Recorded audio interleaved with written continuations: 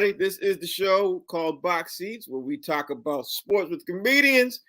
So, by the way, I like that picture. That picture's dope. Yeah, I picked it up. First up is my man Fig. Getting ready to join the show. Fig, how you doing today, sir? Van Glorious. Happy Cinco de Mayo. Also, let me bring in my man Mike Sean. Mike, how you doing today, sir? How's everything? It's good. It's good. It's good. When you're not drinking, it's just May 5th. When you're not drinking, it's not Cinco de Mayo. It's just May 5th. It's just the 5th of May. That's all it is. It's May Flies. Yes. That's what it is. Yeah. Well, I'm waiting for other guys to come in. So, while we wait for them to come in, I hope you guys are doing all right. Fig, did you have a good night last night? Everything good? Yeah, man, everything was good, man.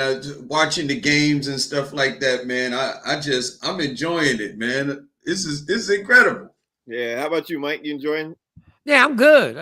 I'm telling you, them Maverick Phoenix games and those West Coast, they just be starting late, man. I mean, it was midnight. Third quarter. It's like, what are we doing? Like, I feel like after the game, I feel like I went to a club. I feel like I got to lie to my wife where I was at and stuff. Like, I was downstairs. Look, NBA is trying to do, man. I think they're trying to make sure everybody gets a chance to obviously watch the game. So I think that's what they're trying to make sure. Also, look like my man Amir Sealy joining the show. Amir, how you doing today, sir? Good. How's everything, gentlemen? How y'all doing? All right,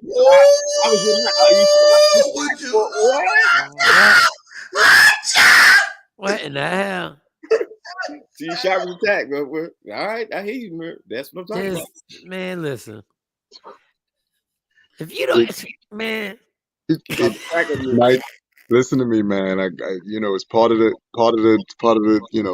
ambiance here. So I got to do what I got to do. And today is a beautiful day here in New York. We close to 70 degrees. So I figured, let me chill out a little bit. You know what I mean? Just a little bit. It is just a little bit. Looks like my man Business Bullies joined the show too, bro. How you doing today, sir? The sixth man is here. Listen, I figured somebody had to suit up, so might as well be me. Yeah, and they could use you. Listen, you need a big man in the paint. Let's go. So let's get ready to get the show jumping off and everything else, man. I'm gonna start with you, Fig. I don't know if you guys got a chance to hear this story, but 4 months ago, right, the Sparks ended up signing Tia Cooper. 4 months later, they cut her. And a lot of people in the NBA, WNBA are concerned because not only did they cut her, and after they signed into a major deal, the Sparks also released Ariella Gutierrez and second-round rookie Kiana Smith. There's a lot of concern there because WNBA the numbers are lower than normal, maybe because of COVID. There's not a lot of people purchasing ticket prices and things like that. So I'm going to ask you this. One of the biggest market teams cuts their star player literally right before the WNBA's season's about to get underway and everything else. Fig, do you think WNBA is in trouble? What you think, Fig? It's really difficult to say, man. Unfortunately, the WNBA has never made NBA numbers or not even close to it. It's probably like the NBA was in the very beginning before Magic and Larry Bird came on the scene and pumped a lot of life. A lot of people don't remember that the NBA was on tape delay.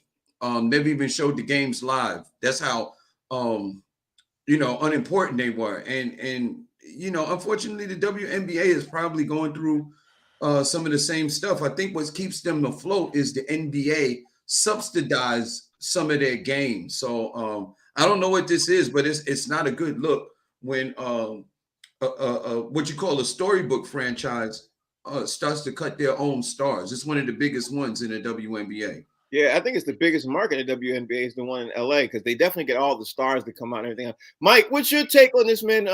I know you're looking at it from a different perspective, which you always do. Well, is there any way to look at it any other way than what it looks like on Flat Out, Mike? What's your take? Now, unless I guess numbers can be manipulated. Like, you can't lie. You can only say the numbers. But they said their viewership had gone up. ESPN had claimed the viewership had gone up. I mean, if you look at the arenas don't look packed. If you ask me if the WNBA is in trouble, I think they've stayed in trouble. And it's always been a weird thing to me. I don't think their marketing plan has been what it should be. And they've never been able to translate their college popularity to the NBA. Like Fig said, the NBA had a big deal when what? When Larry Bird and Magic Johnson played in the highest rated college basketball game ever. When they came to the league, it translated that you would follow them. Now, unfortunately, with the WNBA, I've never been able to follow the players. I've never been that, I enjoy the game. I enjoy watching women play.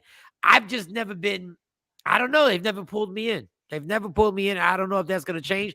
And I also don't think they actually market themselves to who is really into them. But that's a whole different story on how they don't want to make this. They don't want to admit to how many lesbians are in the NBA, which there's nothing wrong with it.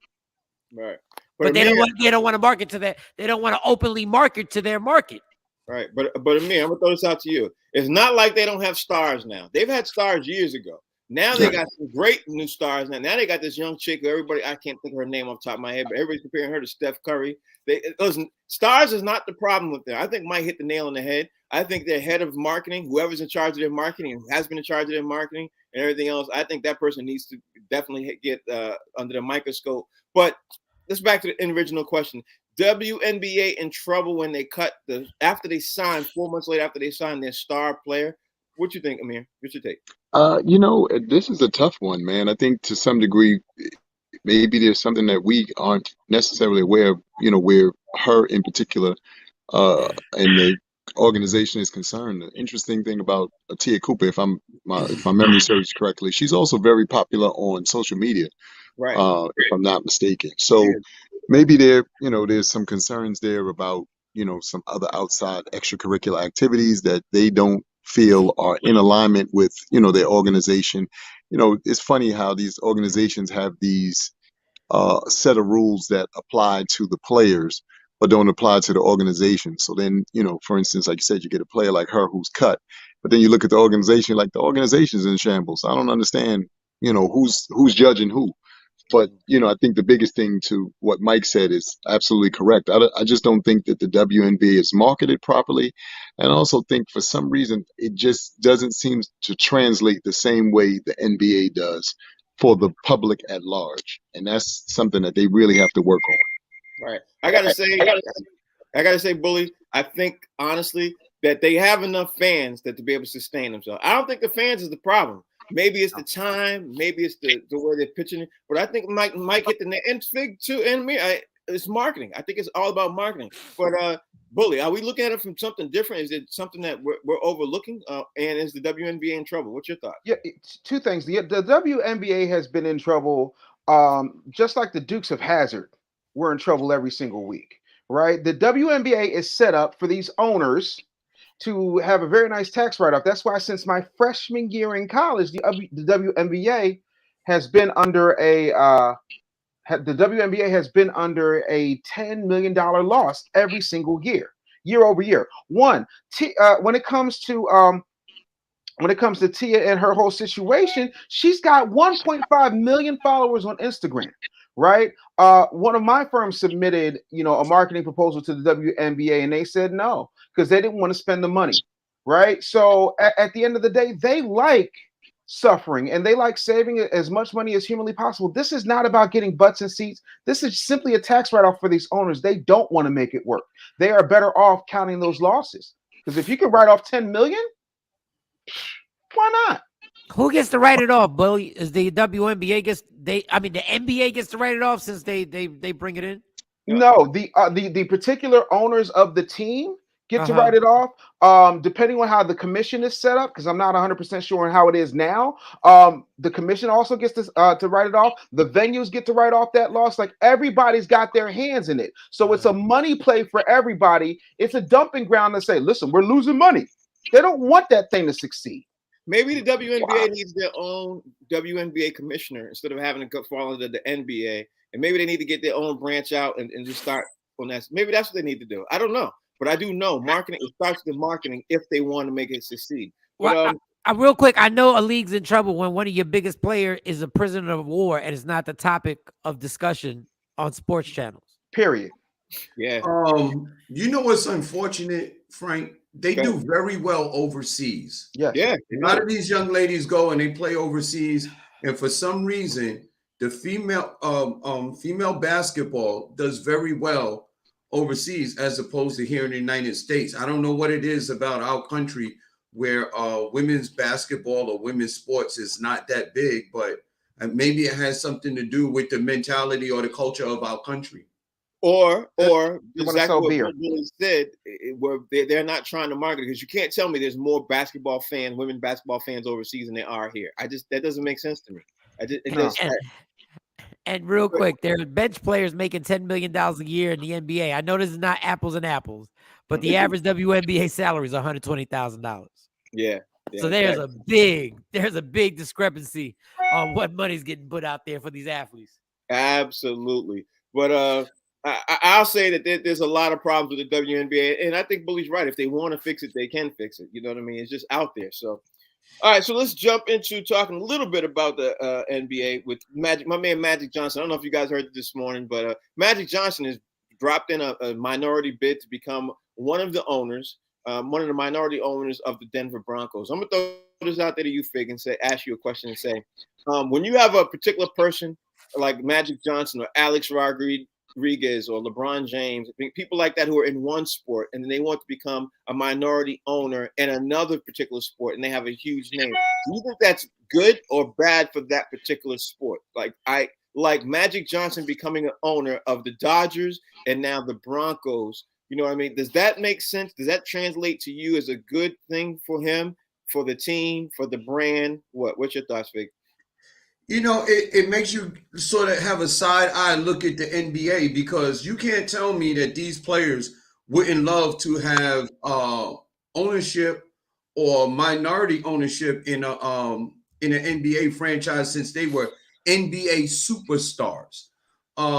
So I think Magic has been trying to become an owner of an NBA franchise ever since he retired. And the thing about it is that it's clearly not a money issue. So then you start wondering what it is. I mean, it's good business because we all know that major sports franchises make money. They just do. I don't care what it is, with baseball, football, basketball, they make money and lots of it. And the fact that these guys can't break the ranks and become a major owner or owner of a franchise, it makes you look at the NBA with a side eye. It's almost every franchise. Where's the ownership? Where's the ownership of minority and black people in some of these places? It seems like it's another glass ceiling where we're being locked out. Well, Mike, here's another thing. Since we were just talking about the WNBA, why doesn't these guys end up trying to become owners of some of these WNBA teams? You know what I mean? Instead of, like, you got Michael Cooper coaching, you got Derek Fisher, who's also the coach of the Sparks right now. Why aren't these guys trying to, become, in your thoughts, in your mind, why aren't these guys trying to become owners of the WNBA teams? What's your thoughts, Mike? Because they're trying to make money. Yep. And you can't, I think Business Bully, I believe Business Bully, he knows more than me when it comes to this stuff. If they're using the WNBA teams as just basically tax write-offs, that's something Magic Johnson and A-Rod don't want to be a part of. I think being part of a business ownership, you got to get in the circle. So if being a baseball minority owner gets you in a circle of owners where you're around somebody who now you can make an attempt. Even Mark Cuban got turned down for a baseball team. Mm-hmm. So it's like you got to get wherever you can fit in. So if you can get in, even if it's not your specialty sport, it's about being part of the ownership so you can get in that circle, in that room where the same owners that you're a minority owner with now, you can go like, hey, I got this idea. I want to go buy, I don't know, hypothetically, Magic Johnson says, I'm with the Dodgers. Hey, Dodger ownership. I got some connections. Can we go buy the Detroit Tigers? Oh, no, the Detroit Pistons. You got to get in the circle of the money. So wherever you can fit in, you fit in. A-Rod realizes that he's going to have to get somehow, some way, some people affiliated with him in order to probably buy a baseball team, which is probably his final goal. So he gets in with basketball, the Minnesota Timberwolves. That works out well. He now has some maneuvers that he can make him like, listen, I'm A-Rod. The final goal is to get a baseball team. Will you help me? I mean, that's just getting in the circle. Right. It's all about what do they call it? Building your oh my God, I can't talk network. Portfolio. Network portfolio. Also portfolio. I think that definitely has a lot to do with it. Amir, Magic Johnson becoming a minority owner of the Broncos. Now, let's not forget, minority owner of the Dodgers, minority owner of a couple of other different little smaller businesses also, and major owner of a lot of businesses also. Like his portfolio is thick. Do you think him stepping into the football is him trying to make sure he solidifies his portfolio to make a major move also? Or what's your thoughts, Amir? Yeah, I think so. I think that to Mike's point, and that's I think he nailed it with that one. You have to be in the room.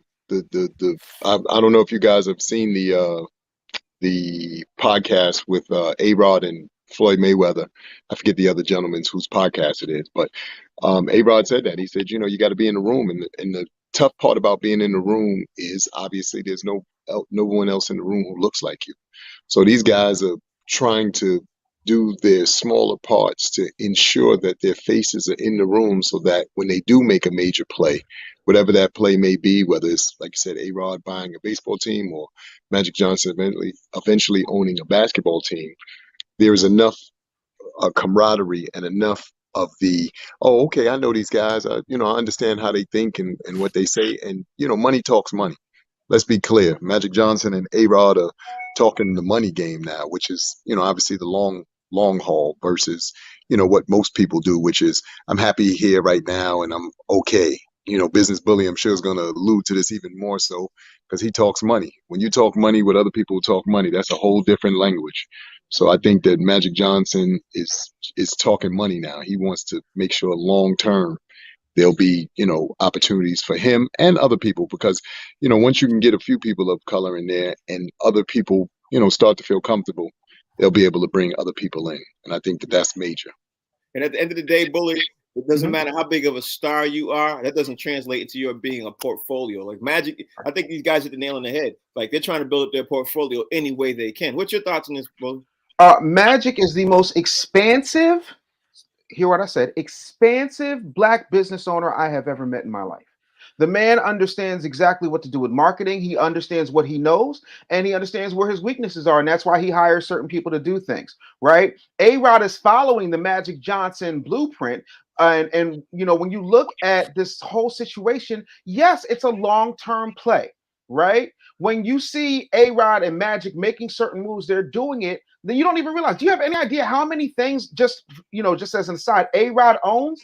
DSW, Dick's Sporting Goods. He owns a piece of Facebook. He owns a piece of Gary V's Empathy Wines, GoPuff, which is a snack delivery service, like Dirty Lemon, Density. There's Carter. There's a bunch of stuff that they own that you don't even know that they own, so that when the conversations are being had, it's a no-brainer because now you've proven yourself. Now it's not a fluke. You've done it in multiple different verticals and situations. And so for those reasons alone, it makes good sense. Not to mention, Magic has proven that he is completely safe. Everybody loves him, and that's why he's allowed to stick his name on things that other franchise owners don't. Go to Pico and La Brea and look at that TGI Fridays. It says Magic Johnson's TGI Fridays. No other franchisee before or since has that. Yeah, that's great. Excellent point. Excellent point. And let's not forget either, too, if you can get like a 5% or a 6% interest in one of these businesses and they explode, that 6% could be billions. Like, look at Twitter, what's going on with that too. I mean, it could translate to a lot of money if you just get a small percentage. So Magic know what he's doing. Yep. I don't know how he does that, but he know what he's doing. So let's get ready to jump into the NBA, man, because there was some games last night, man. I want to make sure we get to this net situation too, but let's talk first about the Sixers and the Heat. I'm gonna say this to you, Fig. Throw this out there. I watched a large portion of this game. If Joel Embiid is not the MVP this year, right? I'm gonna say this right now. And now, mind you, I said something about Joel Embiid, and Mike, cracked on me months ago, and I was so wrong because now I see what he saw. I was so wrong. If Joel Embiid is not the MVP this year, then there's something wrong with the MVP voting. And I'm gonna say that to say the Sixers look like a completely different team without Joel Embiid, bro. That's my take. So the Sixers in trouble. What's your take on the Sixers Heat series right now? I think everybody now thinks they're gonna get swept. I don't even think that's a problem. I think they're gonna get swept. So, but what's your take on this, Fig? Well, it's two things, Frank. One, the regular season is the regular season, and when you're in a regular season, the teams can't focus on you in a regular season the way they can in the playoffs, because the playoffs, they know they got you for a potential 7 games. They get to see you day in and day out. There's no traveling all around the country. There's no showing up, late at night, whatever. And then all of a sudden, they don't know what kind of team they're going to be facing. So that's one part of it. The other part of it is that Joel Embiid is a monster, man. He's probably one of the top 2 to 3 best centers in the NBA right now. Probably will go down if his career continues, barring injury. Probably one of the top 5 to 10 or 5 to 10 centers that ever played in the NBA, because he's extremely highly skilled. Without him, you're absolutely right. It's a different team. And if he can't come back in game 3, this series is probably over. Yeah, I think it's over. So, Mike, I'm going to say I was wrong. You was right. Joel Embiid definitely is an integral part of that. He's not as soft as I thought he was. I definitely think Joel Embiid made the Sixers go in more ways than I could see at that time. So with that being said, Joel Embiid should be the MVP. Now, let's get to the series. The Heat look like they are steamrolling the Sixers. What's your thought on the series right now, bro, Mike? I mean, there's really nothing else to add. Joel Embiid, I thought, I had Giannis would have been my first choice, but the way it was going to either be the Joker or it was going to be Embiid. And I would have taken Embiid, even though all 3 of them are at the apex. They're superior athletes and basketball players. The problem with the Sixers, and I'm going to repeat myself from yesterday, the problem is that you're letting Joel Embiid sit on that bench and watch this team. And I know his agent is going, you do know you can't win a championship with these people. And Joel Embiid is sitting there going, at a certain point, you only have so many years in your prime. And Joel's been through a lot of injuries. Now, this injury is no fault of his own, but he's had a lot of injuries. He's not going to sit around for 2 or 3 more years and watch the Sixers organization try and put the pieces together. I know they had to make that Ben Simmons trade. They had to get Ben Simmons out of there. But at the end, what they gave up for Ben Simmons is they took away their bench players. So now what you have is a team that when Embiid is not on is a shell of themselves because they have nobody to bring off that bench. They want Doc Rivers to make magic, and I don't know what they want Doc Rivers to bring. What do you want? Him to put in Mo Cheeks? There's nobody for him to bring in to help this team. But I will repeat, Embiid is looking and going, I think I need to be out of here, and I think next year could be his last year with the Sixers. Ooh, that's a great point, too. The reason why I think Joel Embiid should be the MVP, because we always discuss this. We have been discussing this over a long time. I mean, we've been saying who is the most valuable player to that team. You know what I mean? And if you take that person off that team, they'll be a shell of themselves. Now, the Joker literally could come off the Denver Nuggets, right? And Denver, I think, would still win some games.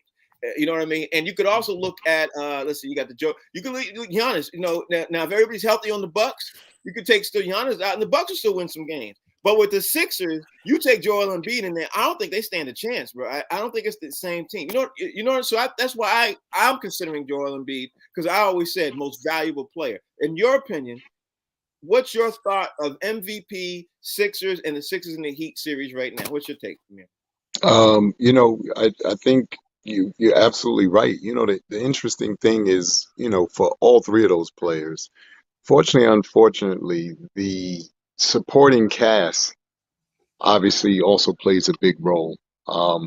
Yes, probably the Bucks have the best supporting cast of the 3. If we had to, you know, go pound for pound right now, the Joker and his situation over there, we discussed that some shows ago, where I said we're the other 2 gentlemen who, you know, are supposed to be helping the Joker and make that organization run. I said this before. I love, you know, Harden as a regular season guy. He fortunately, unfortunately, continues to prove that the postseason appears to be his Achilles heel, and it's being proven once again. You know, we look for this guy to give us what we thought he's supposed to be, or what we, you know, hoped he would be. And so far, yet again, he's, you know, continuing to let us down. But Embiid, by far, makes that whole situation come together. And even if you look at the series before that, you got to look at the way he was playing out of his mind in that series, not to mention the jump shots he was making and the, you know, the plays that he was making to really make that team run. So It's unfortunate. Like I said, this time of year, you really pray that everybody's healthy, so you could see some of the best basketball of the year with the best going up against the best, and we're not, unfortunately, getting a chance to see that, due to his injury, which, like Mike said, was beyond his control. So it saddens me because I think that this would be a much more competitive series. I'd really like to see what he could do against that team, because they play as a cohesive unit, and I don't know if even with him they'd still still be able to dominate the way that they are. So Dave, I know you're a Sixers fan, and I feel your pain because last year the Celtics lost JB literally right before the Nets series, and it wasn't even close. You know what I mean? We thought it would have been competitive. Obviously, last year, JB goes down, it's over. So I think you guys are in the same situation, but you're being the resident Sixers fan right here. You've watched the Sixers more intently than we have. What's your take on Joel Embiid, the Sixers, and the Heat series? Well, Joel Embiid is getting that mask that he had the last time he had a facial injury, and he'll be back in Game 3, and then we'll have a conversation then. The other thing that I think people are not taking into consideration is what energy does to a team. Right, you can go someplace, right? Say you're going to a family gathering and mama, grandpa and grandma got into it. You didn't hear them argue, you didn't see them argue, but you can feel it. That's why at a big fight they say you can cut the tension with a knife. The energy that Joel Embiid brings goes beyond his leadership on the court. It permeates through everything that everybody does, and they play better for him like that. So I decided to take matters in my own hands. I'm ready to go. It's on and popping. Harden ain't using this number, so I'm using it. Let's go. All right, what we're taking it to Game 7. What position you play? I just want to know. What you powerful? Look, power water, boy. He plays financial advisor. That's what he plays. He's gonna play financial advisor. I'm going to balance the books. He's absolutely right, though, man. I mean, when you got your star player, it gives you confidence. It gives you energy, on the court. It gives you belief. When you believe you can do something, you play to that level. You play to the level of the people of how you believe that you can do it. Right now, I think the Sixers don't believe that they can win. Last point, honestly, Harden is really not as bad as people say he is. No, he's not. He's not. I mean, we're not seeing James Harden at 20, 22, 23, 24, 25 years old. But who is? Who in their 30s is the same way they were in their 20s? You can't do that no more.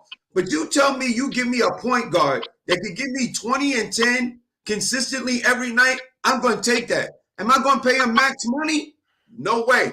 But I'm going to pay him. If he wants to take a lesser salary, I'll definitely pay him in the hundreds of millions, but I'm not going to pay him the max. 20 and 10 is valuable on every team in the NBA. Yeah, but what Mike said is the Sixers' problem. When you give up your bench and you get ready to have these issues and you don't have a bench, you're gonna run into problems. Miami's pulling up the sixth man of the year. They also pulling up Victor Oladipo, and let's be honest, and they have injuries too. They're gonna run into some problems because people are gonna get tired. They can't, you know what I mean? They've thrown fresh bodies at you all the time. They got a bench, and you ain't got a bench.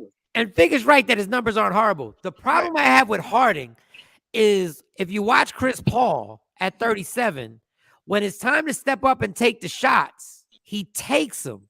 Right. There's something going on with James Harden where I think he knows he's deteriorating faster than we know. And I think he already knows it. And that's the only problem I have. Not to mention defensively, he's always been a liability. Yeah. And if he opts into his contract, that's $40 million that he's going to get guaranteed. And he's going to opt in because he's not a dumb guy. He's not going to turn down $40 million. And that's the problem with the Sixers making a trade, even though I know they had to get rid of Ben Simmons. You are now locked in if he opts in for $40 million with James Harden next year. Looks like Rodney Perry's joining the show too. So Rodney Perry, what's good? What's up, son? How you doing, sir? It's all good. How y'all doing? All right, so you want to chime in on this Sixers situation? Because we've been talking about the Sixers and the Heat, and obviously the Sixers are in trouble right now. And these guys made some great points. Rodney, what's your take? I mean, Joel Embiid is on the way back. I mean, unless he comes back, it's a wrap. And I mean, the Heat was supposed to win those two games. The series will start to the home team to the other team still a game. And so they still got a shot. He's supposed to come back in game 3. And I mean, until we see that, either way, that's going to be the tail of the tape. Y'all agree? Yeah. This series is over. Yeah. You know what? I'm not so sure. I don't think you can unequivocally say that unless Embiid does not come back. If Embiid comes back, they got to beat the Heat. I think 4 out of 5. Yeah. That's not happening. Yeah. Yeah. I say it could definitely happen because Embiid is a beast. Y'all just said it. Yeah, Embiid is a beast, and they have no answer for him. But that's not the problem. The problem is they have no bench, and Victor Oladipo is coming in now, and nobody expected him to play the way he's playing. You putting your money on Victor Oladipo? I'm not putting my money on him. What I'm saying is Victor Oladipo is coming in, and not to mention you got the 6th man of the year coming in with Tyler Hero coming in that nobody expected. That boy ain't played good. He ain't been playing good. Who has? Who? Tyler Hero. Yes, No, he has. He's been mediocre. Yes, he has. No, he's been You killing. can't be mediocre and win 6th man of the year. That's not true. That's not true. That's not true. Kevin Durant's a beast too, but when your team can't cope with the other team, yes, Joel Embiid is a beast, but they can't cope with Miami's entire team. It's not even a match when it comes to their bench play, and they start like, this series is over, y'all. I think. Listen, here's my thing. I think Joel Embiid can bring a certain level of energy and confidence, and like I said before, if you have that, you play differently. Victor Oladipo is a beast, man, because he's a star, and he's maybe not a 1 anymore, but he's definitely a number 2 on any team in the NBA. He's a number 1 on a WNBA team. No. And one more thing, the Sixers got bigger problems. Maxey hates James Harden. Ooh, yeah. He hates him. Yeah. So you got some tension going on in that locker room. I mean, that but nobody's even talking about. Winning makes all that personal stuff go away. Yep. Well, when you're down 0-2, it makes it worse. Hey, I'm not pushing back. 0-2 is a tough, insurmountable thing. We've seen history tell us you do not come back from 0-2, but that's the same thing they thought when LeBron was down 3-1. Nobody had ever came back. It could happen.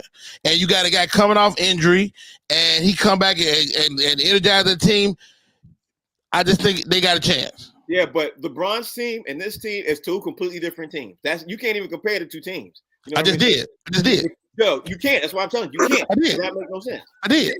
Well, I officially disagree. So that's my okay. That's fine. Hey, listen.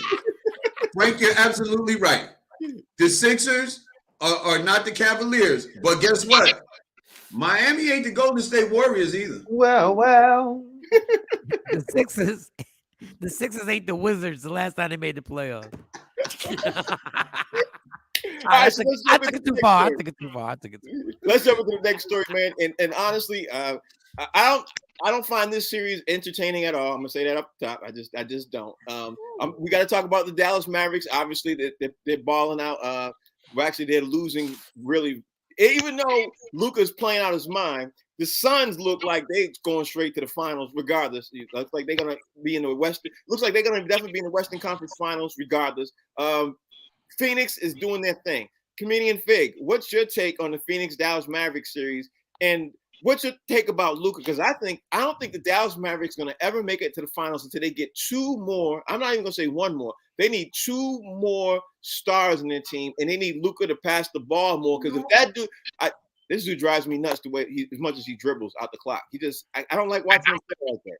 That's just Luka is this year's is this version of Houston James Harden. Yeah, he bounces the ball. He holds the ball way too long. But listen, let's just say this. Let's consider this.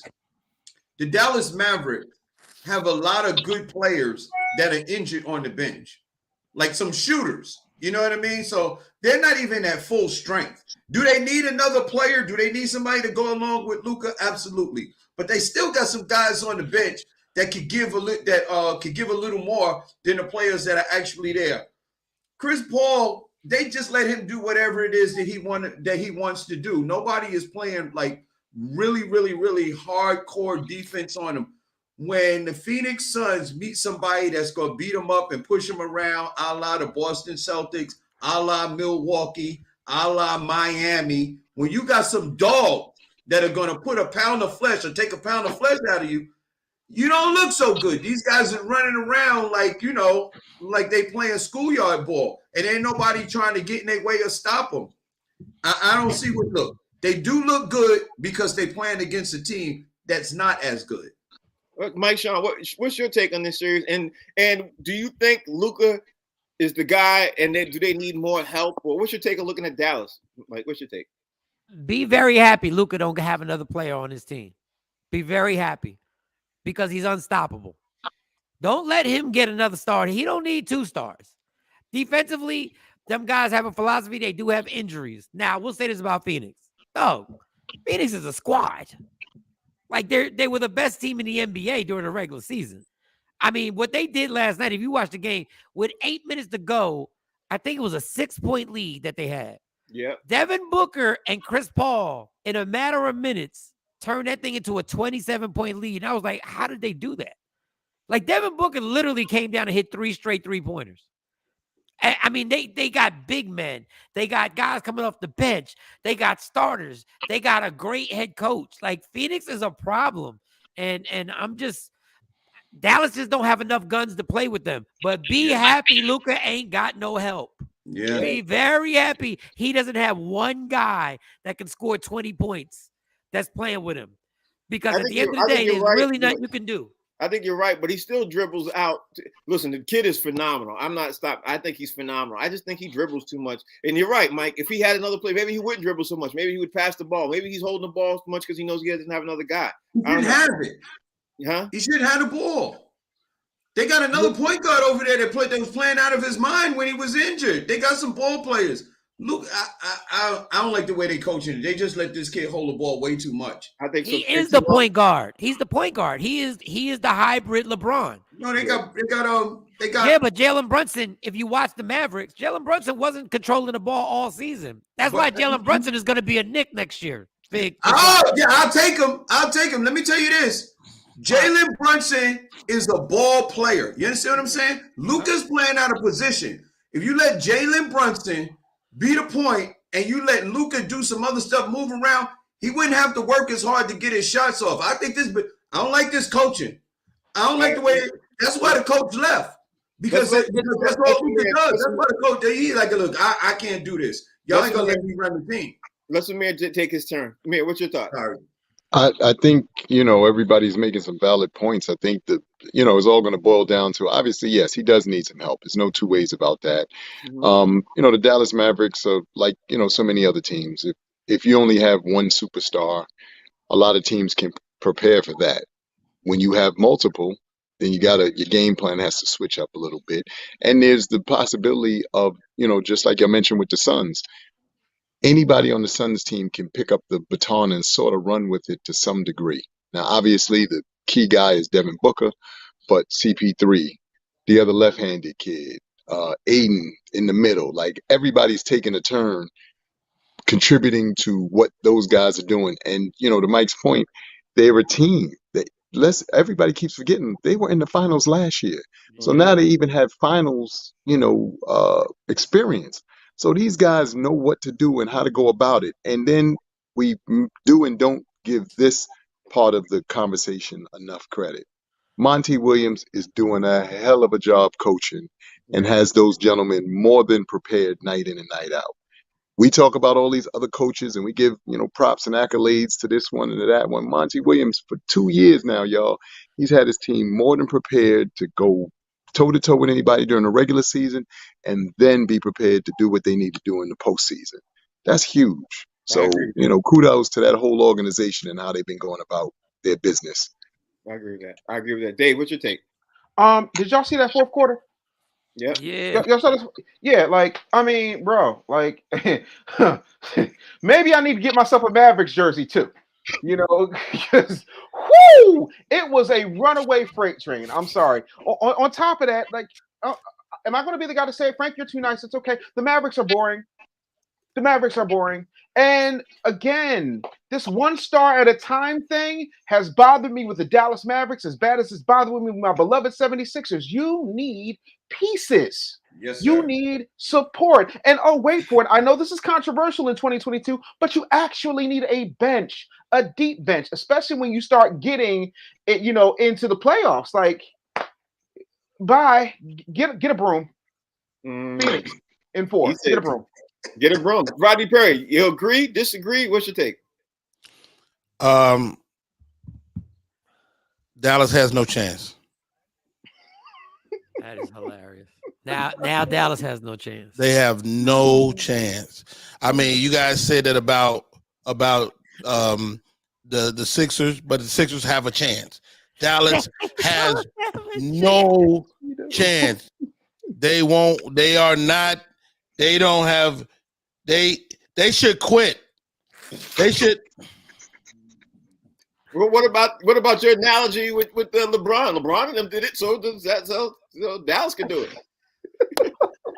The thing about it, I would love to see Dallas again. It's echoing what everybody said without echoing it. Luka is incredible. He cannot do it without he can't do it. For all the reasons y'all said, he dribbled too much. He's not a point guard. All that shit. You're right. He's This is the thing. The NBA is always trying to find somebody caucus. Oh God. They're always trying to find a Caucasian somebody. Mm-hmm. And they want to make him like he's a superhero, but he's not. Caucus. Okay. Right? He's not an American white, so he's just Caucasian. Okay. Right? What? No, you don't. If you don't believe it, you don't have to. Nah. But they're looking for somebody that looks white to be the guy. And they thought it was him, and he's not the guy. Not He yet. cannot do it. Not And yet. how about this? Y'all said it, and I Chris Paul, this Devin Booker kid with a bad hamstring, playing through injury. DeAndre Ayton with his old face. Mikal Bridges with another old face. Oh my God. Cameron Johnson look like he just come out of a cartoon. little thing you wind up and then head pop up. Jack in the Box. The Jack in the Box head ass. Jay Crowder do all the dirty work. Yeah. These guys are good, man, and they're on a mission. Something to be said for a team on a mission. These guys, this Phoenix team is on a mission, and how about this? Dallas is just a speed bump. Dallas is just a speed bump. Dallas need to call up the NBA and go, man, we can't make it tomorrow. Yeah. Anyway, how much PTO they got? Yeah. I think we're looking at Golden State and Phoenix in the Western Conference Finals. Whoa! Don't count out the They might Grizzlies, not right? get out. Don't be counting the Grizzlies out yet. Don't Yeah, Golden count State, them out yet. Golden State is in a fight like they ain't never been in. Yeah, that's true. Listen, no, a real fight, like not even basketball, a fight. Yeah, that's But true. we talked about. I told y'all yesterday they calling these games way more physical. They letting them push Steph around. They don't let nobody touch Steph. Yeah. I'm liking what I'm seeing though. I gotta admit, I'm not liking some of the ref calls and some of the refs take the team out of the games and everything else because the refs really get on my last nerve. I want Memphis to lose because I don't want to see that little boy dance no more. Yeah. I'm sick of that dance. That drives me nuts. Hey, but you know what would be exciting? Memphis and Phoenix. You mean to tell me that wouldn't be a dope fight? Like the watch Memphis might run Phoenix out of the gym. That would be. That'd be crazy. That would be. I would love to see that. Memphis might run Phoenix out the gym. I said a year ago, Ja Morant is going to surprise a lot of people, Fig and Talent, and I think Mike laughed at me. I was like, "Nah, this boy is the real deal." I said, "Ja Morant is the real deal." I think he's gonna fall apart when it get crunch time. Though they don't have no experience. I don't care what happens. I want Chris Paul to lose because he's not a good person. He's not a good person. He's a dirty player. Chris Paul is not a good person. I don't want to meet him in person. He's not a good person. He's not. He's probably a great guy. I got He's a horrible guy. He's probably a horrible guy. Right? I got the next story because I think it's going to get a couple people's interest level up. I don't know if you guys saw this yesterday, but the Sporting News put out a report yesterday saying, is it Sporting News or Sports Illustrated? I read it somewhere that Zach was interested in saying that he is going that there's going to be some conversation with him for a sign and trade somewhere, and it was the Sporting News. I think the guy said in the Sporting News that, hey, Zach LaVine signed a trade with possibly with the Lakers. I was like, really interesting take in that. I didn't find it as interesting as the next guy probably would. But if Zach LaVine goes to the Lakers, I'm like, who would they lose? You know what I mean? I who leaves if Zach LaVine goes? But Zach LaVine wants to play in LA. That's not even, that's not up to dispute. He definitely wants to play in LA. That rumor has been out there for a year. So, Fig, what's your take on Zach LaVine going to the Lakers? I think it's the sexiest thing that ever happened. Couldn't you see Zach LaVine, LeBron James, and Anthony Davis all sitting on the bench together, injured?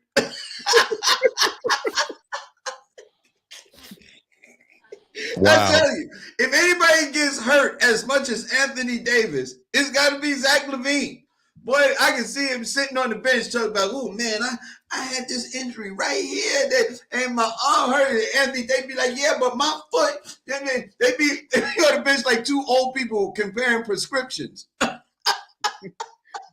Mike, what's your take? I don't know where. Listen, I don't know how they're going to pull that off. I don't know where you read this. I'm gonna show you.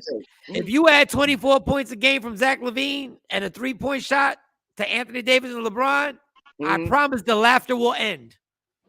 The laughter will end quickly if they got that young boy, and if they can get rid of Russell Westbrook with this, because I guess the only way it could happen because Russell has that expiring contract, which means the Bulls could get it off their books after next year and then make a big free agent run at somebody. Maybe that's the final piece that they think, but. Here it is. I don't know if that's possible, but if it is, it's on Sports Illustrated. Why I saw it. Look at that right here. That is an amazing. If Pelinka can pull that off and get a 27-year-old in there, and all of a sudden make your starting lineup a lot younger. Wow. Yeah. It's. Listen, I'm gonna say, Amir. I think it's something that people are gonna talk about all summer long. People are shooting down the rumors, but there's this one Sports Illustrated writer he's been saying, this is like his third article he's been saying on it. So, what do they say, Amir? Where there's smoke, there's fire, right? He's getting his sources from somewhere, somebody. There's something up there to that. What's your take, Amir? Well, I think, you got a couple of things, in play. Like you said, you got a sports writer who probably has a very good source that he's getting his information from. You got the mere fact that, even though, LeBron has been a part of the Lakers organization and it may not have panned out the way that they like, Lakers organization is one of those organizations like the Boston Celtics. People almost expect them to be in the hunt every year.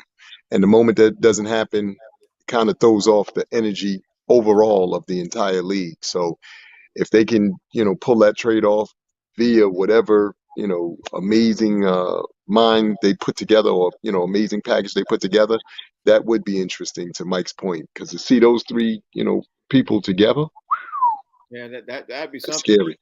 Bully.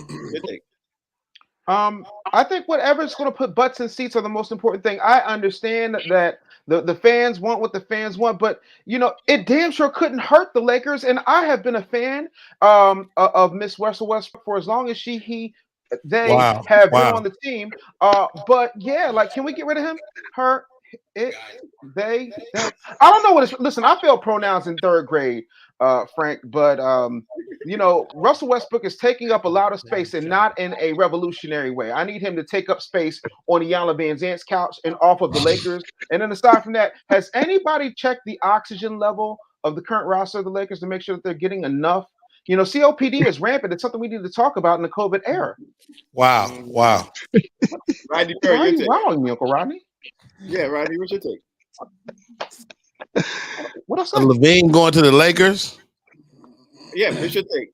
Like, you think it? Why is this sports writer? Obviously, I feel like we got too many takes on this. There's a lot of takes on this. What's your take? I mean, ain't nothing unique after you get to 6 people. Look, I don't know, man. I mean, would it be a good look? Man. Let me go racial. God. That's it. I'm not a fan of none of the whites. He's not white. White. Levine is white. No, Jewish. he's not. What He's is he? What Jewish. is he? What is he? He's Jewish. Every time I don't give nobody The say. Jews are white. Let me tell you what the white folks did. Let me tell you what the white folks did, Fig. You live in New York. White folks recruited all the Jews. I agree. Jews are white. If And you matter of look- fact, put me go full screen. Let me tell you something, Jews. Jews, we love you guys. You understand me?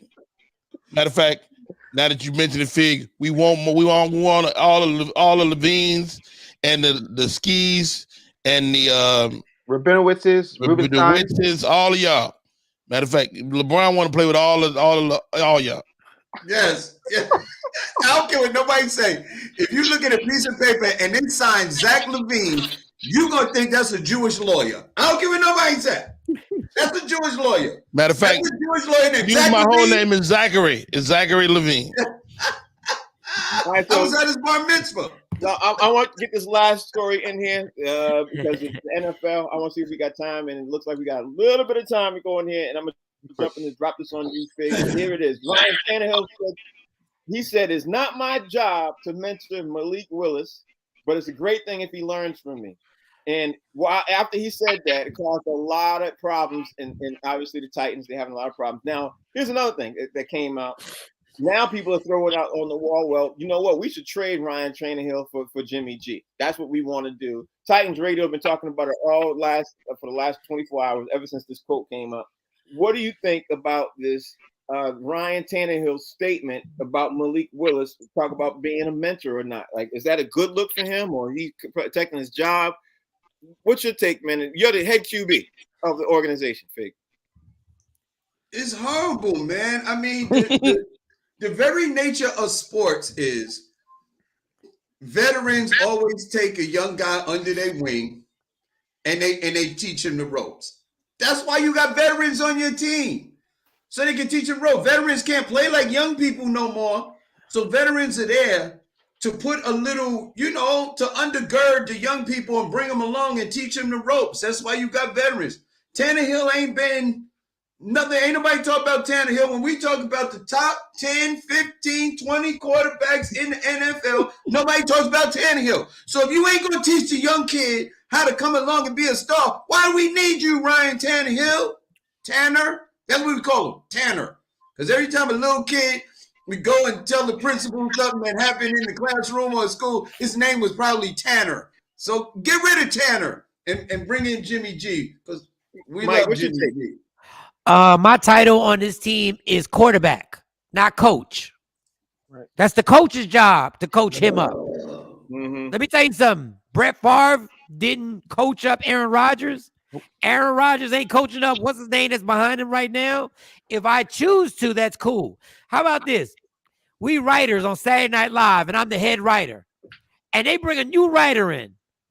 And everybody knows that eventually this writer has to take my writing position. And they want me to help them write jokes? Mm-hmm. No.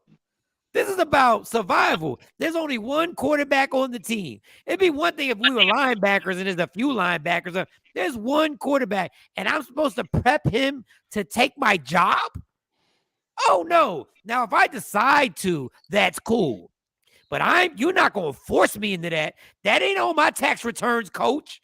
Y'all better coach him up. If he wants to look and see what I'm doing and take some hints, good. If you think I'm going to help you take food off my table, you got another thing coming. You better figure this out on your own, young man. Wow. See, that's what the take. Amir, on sports radio, almost probably nationally, that's the take. A lot of people, this is one of the issues that's 50-50. Some people are like, listen, it's your job as the head QB to mentor it. And then other people feeling just like what Mike said. Where are you at on this, Amir? Wow, that's a tough one, but Mike is absolutely right. Well, here's the thing. To a point that Fig made, if Ryan Tannehill was relevant, I'm sorry, mixing up my words, then I can understand all of the extra whatever. Sir, let's be clear. At this stage of the game, if you're at least giving a young talent an opportunity to understand and really get an understanding of what the game how it's structured, how it's played. I don't see what the big deal is. Greatness translates into you obviously helping to make others great as well. It's not always just about you. And at this point, Tannehill, you have yet to prove to anybody that your greatness can translate into moving a team to a Super Bowl. So come on, son. Let's be a team play at this point. Okay. What else you got to do? That's Amir's take. Bully, what's your take? What side of the fence you on? Here's where I am. I was friends with Steve McNair. That was a real quarterback. Tannehill's absolutely right, though. I don't like him. I don't think he's anything special or phenomenal. That's my personal opinion of his abilities. But he's right. Like, I am a business coach. I get paid to coach people to make their businesses better. Tannehill, like Michael Sean says, is a quarterback. There's nothing in his job description that says he's supposed to do that. And oh yeah, I remember the last job I was at where they had me train somebody. That person got my job. Yeah, no, I'm good on that. I'm not training no replacements. What do I look like? Am I Tommy Lee Jones in Men in Black 1? I'm just going to train you and then forget about it? No, sir. Rodney Perry, you agree or disagree? What's your take? You know, I'm reminded of a story in the Bible. You see, what God has for you, no other man can take it. Wow. You see, sometimes you may have to train a man to take your position. Because the position that you are going for is greater. Yes, sir. Yes, sir. Is Tannehill suspect? Yes. Let him use it. Let him use it. Is Tannehill a middle of the road quarterback? I say yes. Yes. So his skill set may not even be wanted by the younger youth. Damn. But I say to you today, Tannehill, don't be a hoe. Oh. And that's H-O, so it's not profanity. Yeah. Don't be an H-O, Tannehill. You teach that young man because someday you may need to get in the club. Yes. And the young man at the door of the club may be the young man that you helped. Yes. Now you in. What in the hell? Now Take you your time. Take your time. You stand on the back of the couch, say to yourself, I'm so glad I helped this young man. Yes, sir. Yes, sir. If you don't shut your heathen ass up. But if he was bouncing at the club, did you help it? Hey, Frank, I can't believe Mike came on here and mentioned Ryan Tannehill in the same sentence as Brett Favre and Aaron Rodgers. You need to turn your mic off. Wait, that's even more.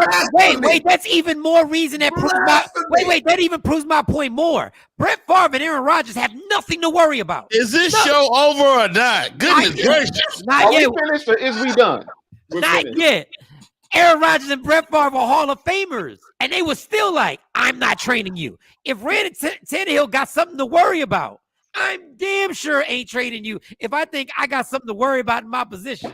And he got the last word. That's Fig, that's Mike, that's Amir, that's Dave, Rodney Perry. Thank you all for watching. It's First Call Box Seats. We'll see y'all tomorrow. Hey.